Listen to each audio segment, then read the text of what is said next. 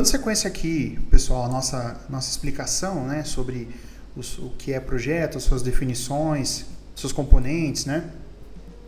A gente tem um outro elemento que ele é muito importante, mas ele não é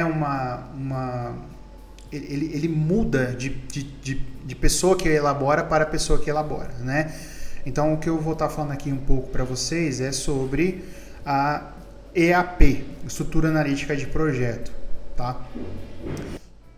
Então, é importante entender esse aspecto, porque quando você começa a visualizar, a conversar com outros gerentes de projetos, você entende que a forma com que eles organizam o projeto é diferente. Então, vamos entender primeiro o que é a estrutura analítica de projeto e por que ela é diferente de pessoa para pessoa, tá? Então, primeira coisa, quando eu tenho um escopo a ser atendido, né?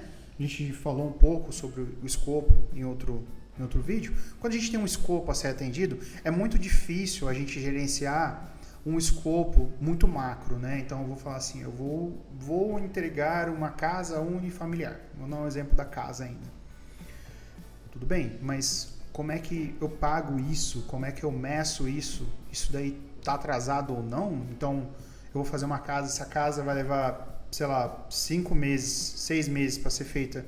Ou ela não está pronta, ou ela está pronta, ou é 0 ou é 1, não é muito bem assim que funciona, né? Então a gente precisa quebrar esse produto, né, que no caso seria a casa, em partes menores, né? Então eu posso ter pacotes de entrega que para fazê-los eu vou ter que quebrar em partes menores ainda, e menores ainda, até que eu chegue numa atividade. Então, um exemplo bem simples para a gente, né? Eu tenho ali, para estar fazendo, por exemplo, essa casa, eu vou precisar fazer a fundação.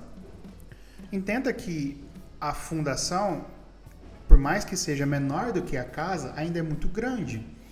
Então, eu poderia quebrar ainda mais essa fundação. Então, eu poderia falar, por exemplo, que eu vou fazer, eu tenho ali para executar nessa fundação a parte de escavação.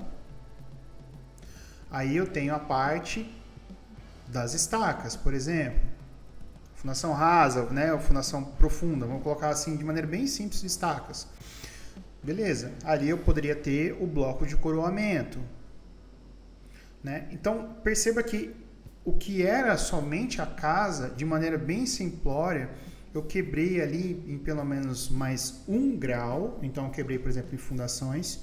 E essa fundação ainda quebrei em mais 1 grau ali, que eu estou colocando como sendo a escavação nesse exemplo, a parte de estaca e a parte do bloco de coroamento. Então, eu tenho uma evolução na decomposição da minha EAP. Quanto mais eu quebro ela, mais fácil de mensurar fica. Só que eu tenho que tomar cuidado, né?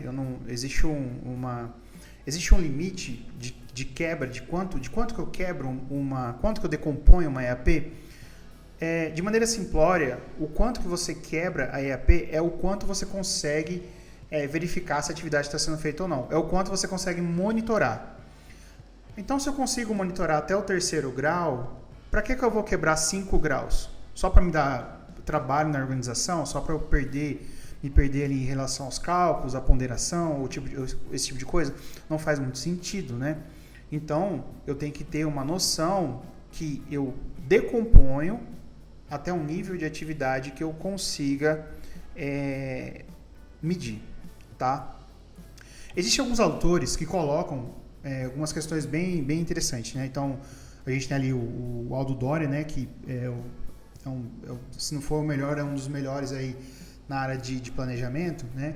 Então, ele coloca ali numa edificação, por exemplo, que uma atividade não pode ter menos do que 1 dia e não mais do que 3 dias. Então, se uma atividade que ele está medindo tem mais do que 3 dias, ele quebra ela. Então ele procura estar trabalhando ali com atividades que sejam controladas de forma diária. Então perceba que eu estou falando nessa lógica de forma diária. Eu não estou falando de forma medida em menores do que isso, porque não faz muito sentido, né?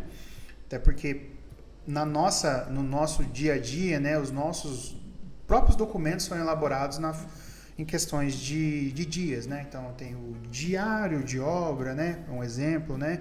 Eu tenho ali o plano de ataque que eu vou fazer na semana, né? Então não faz muito sentido eu estar quebrando em partes menores do que isso, né? Então essa é uma colocação dele que eu estou trazendo aqui, no caso para vocês, né? Então a EAP, ela é a estrutura analítica do projeto, do qual quando eu completo toda a EAP, eu termino o projeto, certo? Então quer dizer que o projeto ele integra 100% da EAP? Sim, 100% da EAP. Isso é uma verdade, tá? Então quer dizer que se eu tenho essa estrutura analítica de projeto e eu quebrei ela em atividades, e essas atividades, por exemplo, precisam de recursos, quando eu somo 100% dos recursos, eu tenho o meu projeto, o meu produto feito? Não. Então, é importante de fazer essa diferenciação, certo? A EAP, ela é uma estrutura do projeto, ela não está ali a fins de fazer essa mensuração, por exemplo, da quantidade de recurso utilizado. Até porque a gente entende e até mesmo calcula desperdício, né? Então, se eu vou utilizar recurso, um exemplo bem simples, tijolos, né? Quer dizer que se eu integrar tudo, eu vou terminar minha obra? Nem sempre, né? Então, é importante entender essa questão, tá? Recurso, ele é uma um outro atributo do projeto que ele deve ser tratado, tá? E estudar de forma diferente com relação à EAP, com a estrutura analítica de projeto. E por que a pergunta que eu fiz lá no começo, por que diferentes pessoas dividem o projeto de diferentes formas, né?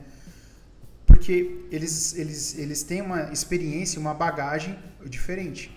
Então, ele pode falar, por exemplo, que para ele só está cumprida a estaca depois que ela estiver armada, estiver concretada e feita a cura, por exemplo.